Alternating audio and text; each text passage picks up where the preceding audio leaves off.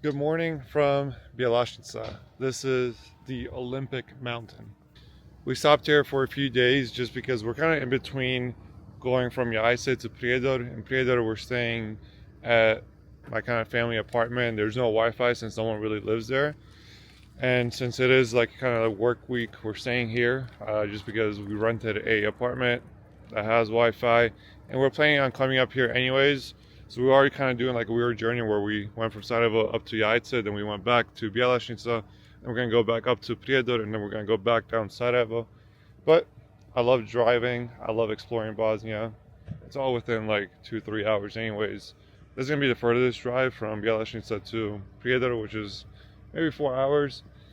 But there's no traffic. The trees are beautiful since they're changing colors. The roads are clean, and I'm just enjoying it. So we're just taking a stroll right now. Unfortunately, it's really popping here during the summer, and then it's really popping in the winter. We're in this like kind of middle of the summer and the winter, and there really isn't much. Like during the summer, the lift is open, so you can actually take the lift all the way up the mountain. There's like a coffee shop up there. There's usually coffee shops down here that are open. Restaurants are usually more open. But again, we're here for some fresh air, some nature. It's roughly 8 a.m. right now. We're gonna do a stroll, like I mentioned. We're gonna grab some coffee, and we're gonna see if we can take the four-wheelers up to Lukomir. So Lukomir is this like very traditional village, and the thing is, the road isn't really that smooth up there, so taking a regular car isn't the best option. I had some friends and family take a regular car last year, and it kind of got ruined, and then they were kind of stuck, and it's hard getting a tow truck up there. But here, let me show you guys around and show you guys what they have. Look at this beautiful soccer field.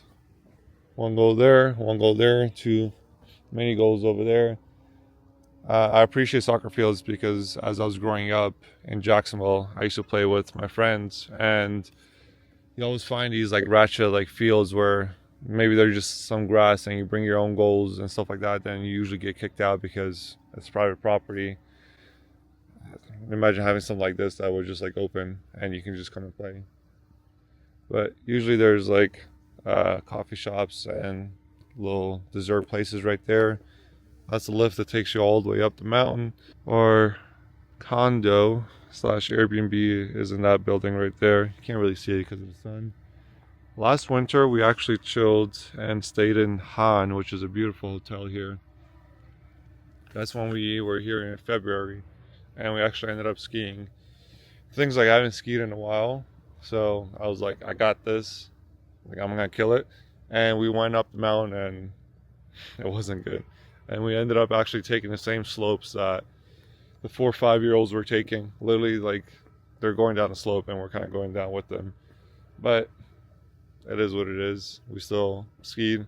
I think it'll take some time to get back into it because, like, other than last year, I think I haven't skied in like 5-6 years. So it takes a little time to kind of get back into the movement.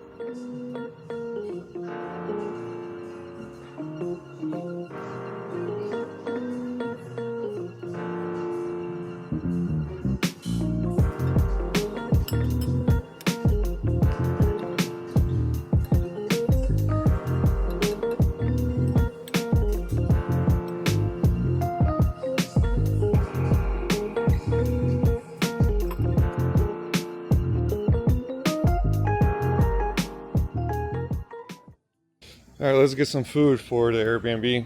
I need some chicken, some milk, some snacks.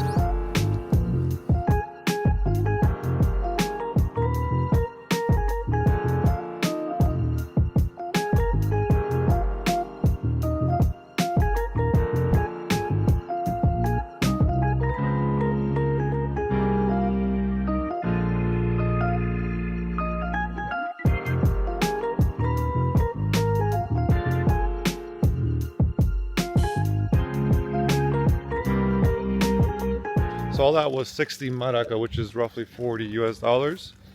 We're gonna head back to the apartment, put everything away, eat breakfast, and we're gonna try to find the four-wheeler guy. I got a phone number from someone else that was working nearby, but the guy never answered.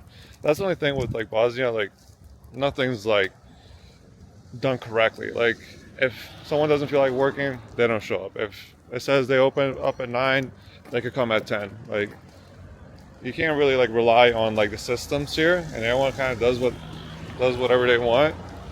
So that's the only unfortunate part. It's hard to like plan stuff. But if you don't mind it, it's actually like more chill, and I think that's why Bosnia is more chill because everything's kind of like, well, it is what it is. So we tried to go to Lukomir with a four-wheeler, but the way Bosnians are, they're lazy. So the guy didn't have more than just us. He was waiting for like a whole group to kind of reserve so they can go. But it's like, dude, like no one's gonna come by today anyway, so you could have made $250 from us. So we decided to go with our car. I know that the roads are really bad.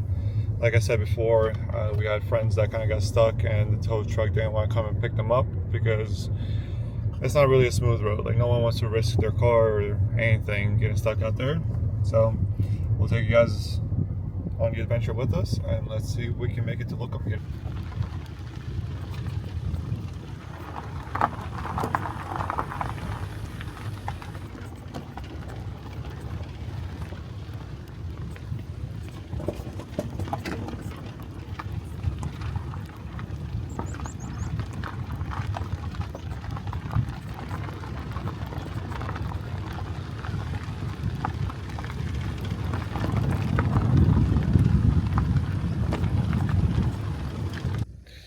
So initially when I typed it in, it showed us that it was 7 miles, but then when I started actually driving, it was 14 miles.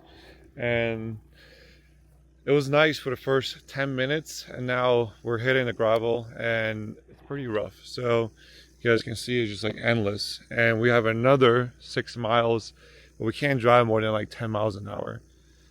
And we kind of have to be back by 3 p.m. It's already like 12:30. I'm sure this is going to take us at least another hour to get there, and then an hour back. But the nature is just beautiful here. Look at it. There's a car.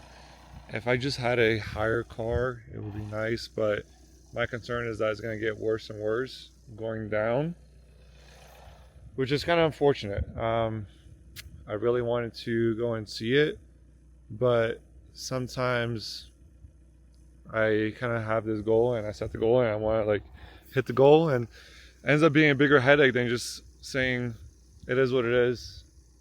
This nature itself was worth the drive, and let's just turn around. We're still thinking about it. We were even thinking about like just hiking up there, but six miles. It's gonna take us at least like, I don't even know, 2-3 hours. So that won't work. I was hoping there was someone going up here with a bigger car that we can just just leave our car here and go with them. But it's a Tuesday, no one's really coming up to Lukomir. But the nature is just beautiful. It's crazy. And this is the thing that I talk about because we think about Switzerland, we think about all these other countries, but Bosnia just has amazing nature as well. Like it's untouched nature, it's undiscovered nature. Like obviously it's discovered by us, but like the world doesn't know about this, and it's worth seeing. But this is kind of what holds people back that aren't from here. Like you don't have nice roads to enjoy the nature and kind of see these super old villages, because even me being Bosnian, like I'm not used to these roads. Like I don't know what to expect, so not being able to go and see the city, like it's unfortunate. So imagine you're coming from America or Germany or something, and you come here just to see that city, and you're not even able to see it. And the tour guides that you're willing to pay aren't willing to take you here because they're lazy. That's the unfortunate part with Bosnia. There's no systems when it comes to like tourism and just anything overall. Like everything's kind of like, we'll see. It all depends on who you get. It's like if you get the right person, they're willing to break the rules, and if you get the wrong person, they don't even want to follow the rules. And you can't kind of bet on that, because then you're kind of just betting on who do you find that's gonna help you out. Hey, are you enjoying this? Are you enjoying it?